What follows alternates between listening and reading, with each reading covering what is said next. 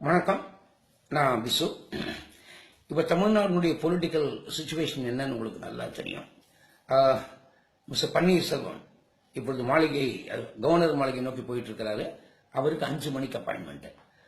5ங்கிறது எதுக்கு சொல்லுவோம்? பஞ்சபூதங்களுக்கு சொல்லுவோம், இல்ல பஞ்ச பாண்டவர்களுக்கு சொல்லுவோம். இதெல்லாம் பாசிட்டிவ் சைடு.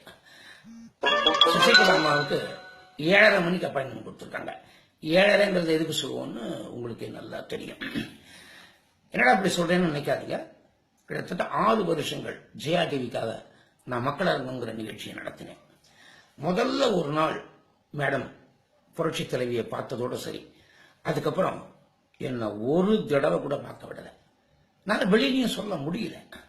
மிஸ்டர் பன்னீர்செல்வம் எவ்வளவு கஷ்டப்பட்டாரோ இப்போ அதே கஷ்டம் தான் எனக்கு. பார்க்கவே முடியல. இத்தனைக்கும் பப்ளிக்கை வச்சுட்டு நான் ஷோ நடத்திட்டு இருந்தேன். அப்ப என்ன நடக்குது ஏது நடக்குது நான் போய் சொல்லணும் இல்லையா? அதை சொல்லவே முடியல.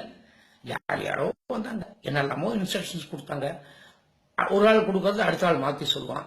இப்படித்தான் ஒரு யாரோ ஒரு குடும்பமா என்ன எனக்கு ஒண்ணுமே புரியல. இது கூட நடக்குமா நீங்க யோசிக்கலாம். யோசனை பண்ணி பாருங்க. மேடம் இறந்த பொழுது அவங்க பக்கத்துல யார் நின்னாங்க? யாரோ நின்னாங்க. இதேதான் அவங்க ஆட்டிடியூட். ஒருவேளை அரசாங்கத்தை அவங்க கையில ஒப்படைச்சா அங்கேயும் யாரோ வருவாங்க, என்னென்னவோ பண்ணுவாங்க. நான் இத மக்கள்கிட்ட ஒண்ணும் கேட்க முடியாது. இந்த மக்கள் கையெழுத்து 135 பேர்கிட்ட இருக்கு. அவங்கள்ட்ட கையெடுத்து கும்பிட்டு கேட்டுக்கிறேன், எங்க வாழ்க்கை உங்ககிட்ட இருக்கு.